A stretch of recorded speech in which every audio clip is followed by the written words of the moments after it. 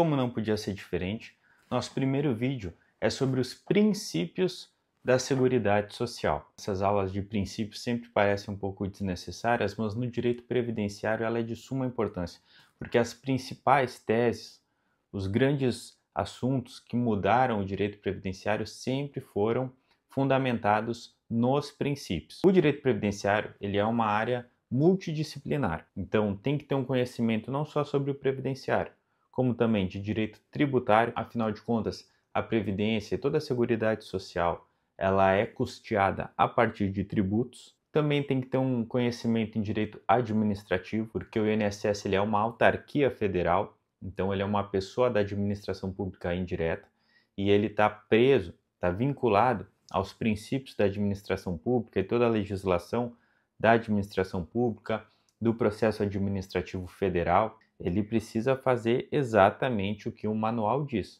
exatamente o que a lei diz, exatamente o que a instrução normativa diz que ele tem que fazer. Quando tu tem um domínio de como funciona o processo administrativo federal, principalmente o processo previdenciário, tu consegue invocar diversos institutos, diversos direitos processuais que o segurado tem dentro do processo administrativo, somente com base no que rege o direito administrativo. O direito trabalhista, óbvio, afinal de contas, o aviso prévio indenizado, esse mês que teria para frente, ele conta para aposentadoria ou não? As premiações, as gratificações salariais, elas entram no cálculo do salário de aposentadoria ou não? O período de estabilidade que a pessoa é demitida, ele entra ou não? Então, diversas questões trabalhistas que estão também no direito previdenciário e, obviamente, o processo civil. Afinal de contas, o INSS é o maior réu do país. Não existe ninguém que tenha tantos processos contra si do que o INSS. Então, é muito diário o contato com o processo judicial dentro da área do direito previdenciário. Por isso, é uma matéria multidisciplinar que envolve várias disciplinas, até o direito penal com os crimes previdenciários, e tem que ter um conhecimento um pouco de cada um para poder trabalhar com isso. E o previdenciário em si começa lá nos princípios que estão no artigo 194 da Constituição Federal. 194, 195, mas principalmente o 194. Eu vou elencar aqui os princípios, é um artigo, um parágrafo e vários incisos, onde eles vão trazer as bases do que é o direito previdenciário. Antes disso, é importante deixar claro que a Previdência ela faz parte da Seguridade Social. Então, o INSS, o Instituto Nacional do Seguro Social, ele é um tripé, onde a origem desse tripé é o seguro social, que é dividido entre previdência, assistência e saúde. Então, tanto a previdência social, quanto o sistema de saúde, quanto a assistência social, esses todos fazem parte da Seguridade Social, que está lá no artigo 194 e 195 da Constituição. Qual a principal diferença desses três? A Previdência é o único que exige uma contribuição direta para ter a retribuição. Então, por exemplo, o sistema de saúde, qualquer um tem acesso. Rico, pobre, pagando ou não pagando imposto, vai ter direito a ser atendido pelo sistema de saúde. A assistência social, ela também é para qualquer pessoa, desde que esteja precisando daqueles benefícios e se enquadre nos requisitos. Mas não é necessário estar pagando algum imposto para ter acesso aos benefícios e serviços da assistência social. A Previdência, sim, a Previdência você precisa contribuir para o sistema para ter acesso aos benefícios, ou você ou aqueles a quem você é dependente, certo? Então essa é a grande diferença.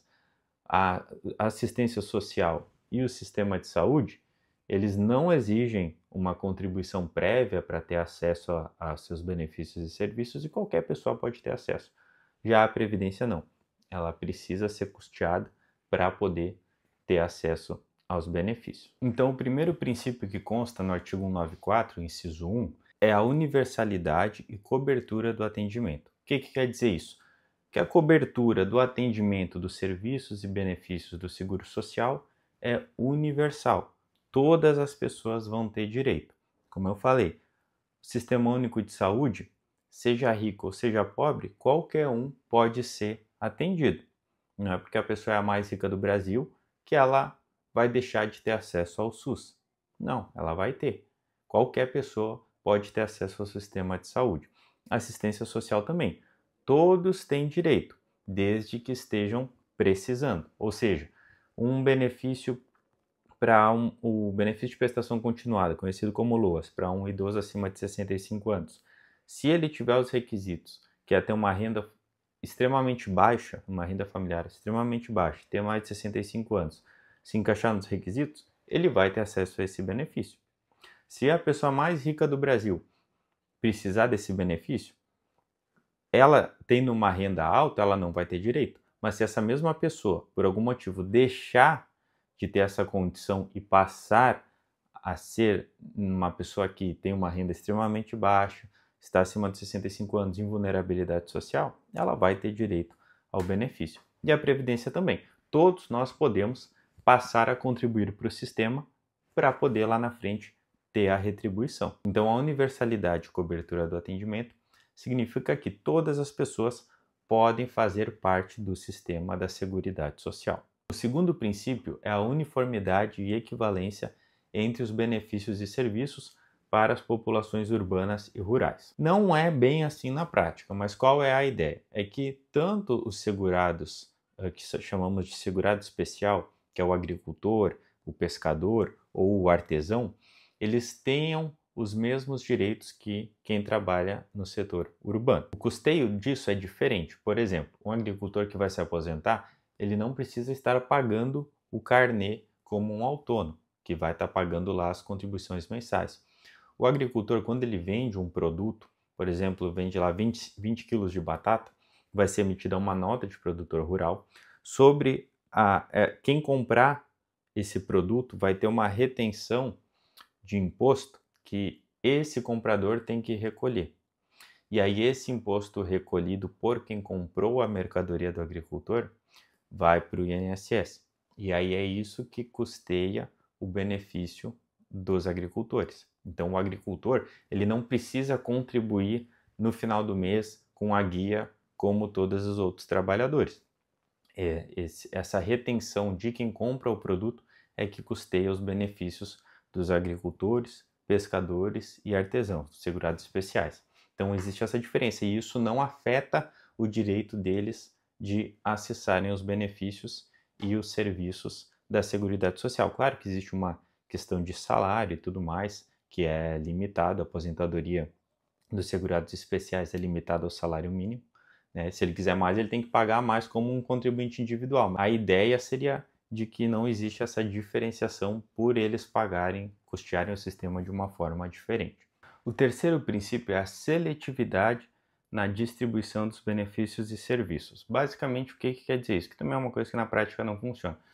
Em tese, o sistema de saúde, por exemplo, iria funcionar perfeitamente, teria a quantidade certa de médicos nas cidades que precisam daquela determinada quantidade de médicos, ou existiria as máquinas para fazer os exames que precisam naquela localidade na quantidade correta, né? Na prática a gente sabe que isso não funciona assim, né?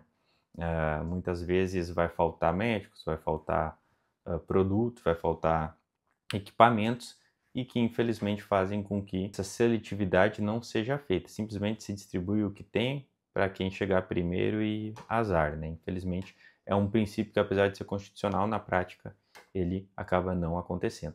O quarto princípio é o da irredutibilidade do valor dos benefícios.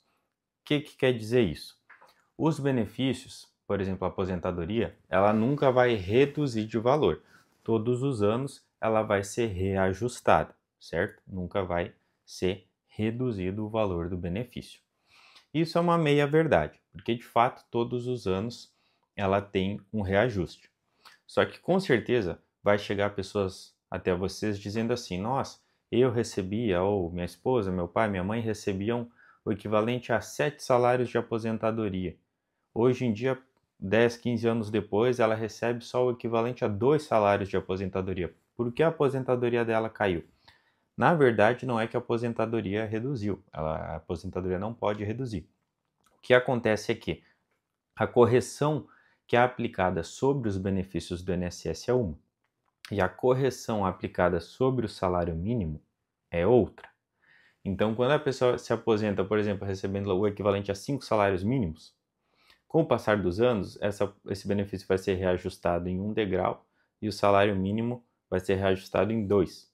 E aí, assim, ao longo dos anos, a aposentadoria vai reajustando num índice, o salário mínimo num índice maior, e em um determinado momento, esses benefícios passam a ficar no mesmo valor. E aí tem uma trava, né? O salário nunca pode ser menos que um salário mínimo, e aí ele acaba ficando no mesmo nível do salário mínimo. Não é que ele é vinculado ao salário mínimo, ele tem seu próprio índice. O salário mínimo é que tem um índice que acaba sendo melhor do que o dos benefícios previdenciários. Tinha uma expectativa de que na reforma de 2019 isso fosse corrigido, para eles terem o mesmo índice e não ter essa perda do poder de compra. Não aconteceu, então isso aí vai seguir acontecendo. Embora o salário ele não reduza, o poder de compra, esse infelizmente acaba sendo reduzido. E já foi discutido no STF, já se levou para lá e infelizmente isso depende do Poder Legislativo e o Poder Legislativo acaba deixando isso em segundo plano. O quinto princípio é o da equivalência no custeio. Basicamente, todos contribuem para o sistema.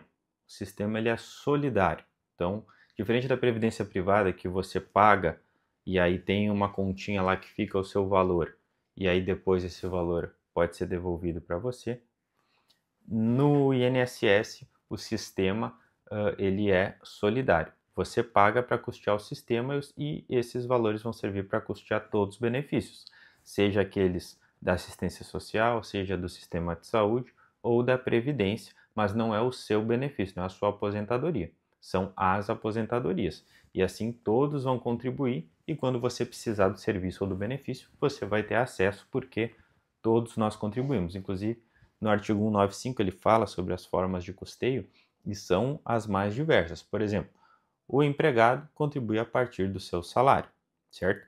Mas o empregador, ele contribui sobre diversas formas.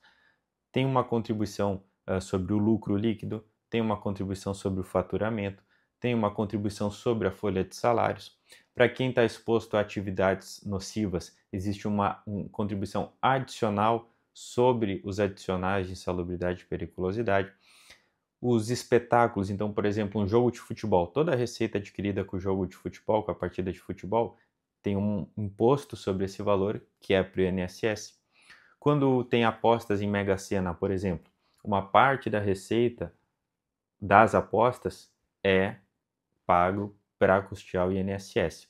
Obras de construção civil, um percentual sobre o valor da obra é pago para o INSS. Então são diversas as formas de custeio da Seguridade Social. E os últimos dois princípios acabam não sendo tão importantes para a atuação. Eles falam mais sobre a gestão da Seguridade Social, sobre a distribuição das receitas e, por exemplo, embora a Seguridade Social seja um órgão federal, quando você precisa de alguma coisa da assistência social, muitas vezes isso é pedido ao município, né? E depois o município se compensa dessa renda na hora de fazer os repasses dos tributos, né? Então é uma questão mais organizacional, não sendo tão importante para a atuação do advogado.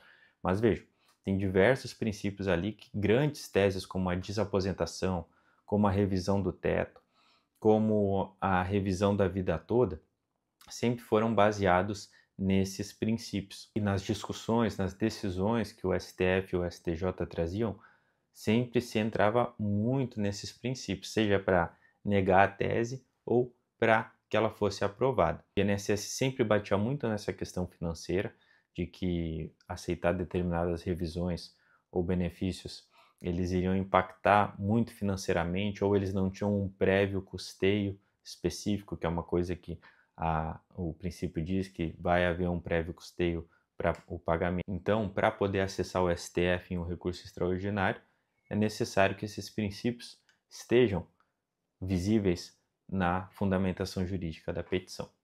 Certo, pessoal? Esse foi o nosso primeiro vídeo, um caráter mais introdutório da Seguridade Social, mas muito importante. Curte o vídeo, compartilha com teus colegas, teus amigos que estão começando também nessa área e qualquer dúvida, só entrar em contato com a gente.